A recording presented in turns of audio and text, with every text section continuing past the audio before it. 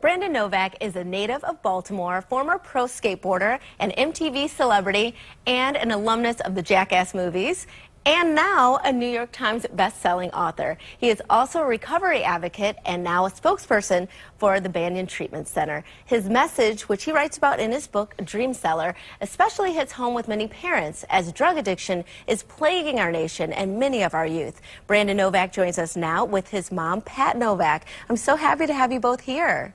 Thank you. Yeah, thanks for having us. I know it's been quite a journey, and we will talk about what's all in your book, but I want to talk about you being here in Baltimore. You grew up here, right? Absolutely. You grew up here, and then tell me about getting involved with skateboarding. How did your whole career begin?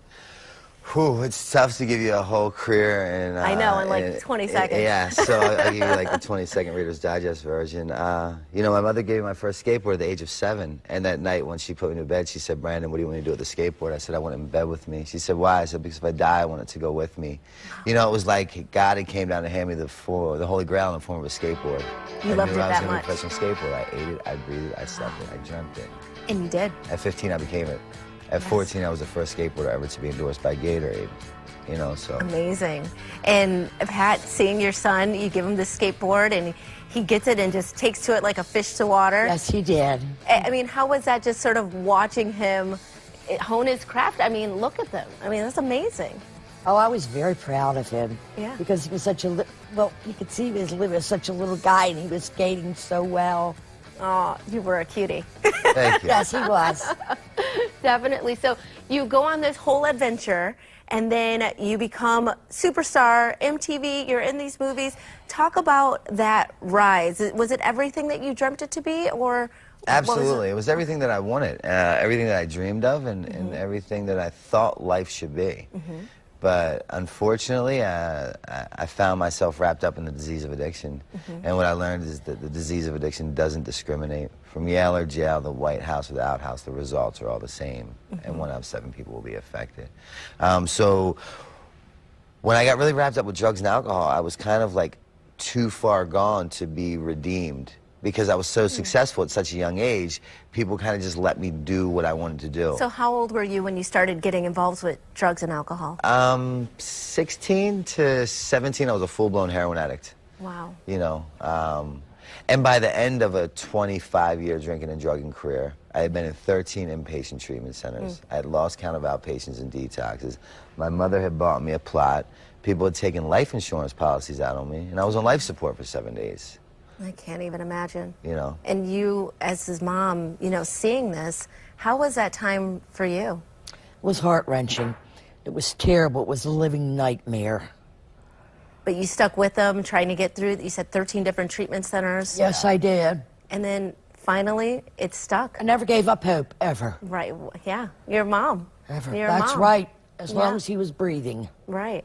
I was right there with him. And look at him now. Talk I know. about this, how it's, you got to this point to not only be better, but to help other people. That is miraculous. Well, it's really strange. At the end, when I was homeless, I had nothing. I'm living at my mother's house. She went to church one day, and the father said to her, "How's your son, Brandon?" She said, "He's never been worse. So I simply went to God with one prayer." And father said, "What's the prayer, Miss Pat?" And she said, "It's simple. The prayer is, God, please cure him, kill him, or kill me, because I can't take it anymore." And Father Mike actually screamed at my mother and said, "How dare you talk to him like that about your son? Little do you know he has a plan for your son. You don't know what it is. I don't know what it is, and Brandon definitely doesn't know what it is." And thank God I didn't know what it was, because if I did know what it was, I would have messed it up. I would have gotten in the way of it. So you've chronicled all of this in your book, Dream Seller. And you are now working with Banyan Treatment Centers because you don't want people to go through this cycle over and over again. Well, that's the thing, you know, my story is tangible. There's some substance to it. You can see it in tabloids, you can read it in books, you can see it in movies, on the internet. And now they're witnessing the rebirth in the same manner. So 99% of the phone calls that I get, which is why I give my personal number out, is like, "Novak, if you can get clean, there's no reason why I can't. Can you help me?" There is a scholarship that people can potentially get as well. Yeah, we're offering Routes to Recovery at Banyan Treatment Center. We're offering 1 scholarship per month for a 40-day detox. At the Florida location. Yeah, absolutely. What you're doing, both of you, it's just speaking about this, it's plaguing our nation, it's plaguing our community, and for you to shine a light on it, I know it's sometimes difficult to talk about, but for you to put it in a book and be here, we really, really appreciate that. I mean, because it's not an epidemic, it's a pandemic. It's 152 people today in the nation will die as a direct result of the opioid overdose. It's worse than the HIV outbreak, it's worse than drunk driving. And the sad thing is that it's all preventable. Right. Right, and you're helping to do that. Yeah, so like as long as you're breathing, it's never too late. Your history does not have to dictate your future. I know I keep riding over you, but I feel so passionate about this. I know. If you need help, call me. I will do whatever it takes to find you the help that you need. Brandon and Pat Novak, thank you so much. We'll be right back with more Midday Maryland right after the break. Stay tuned.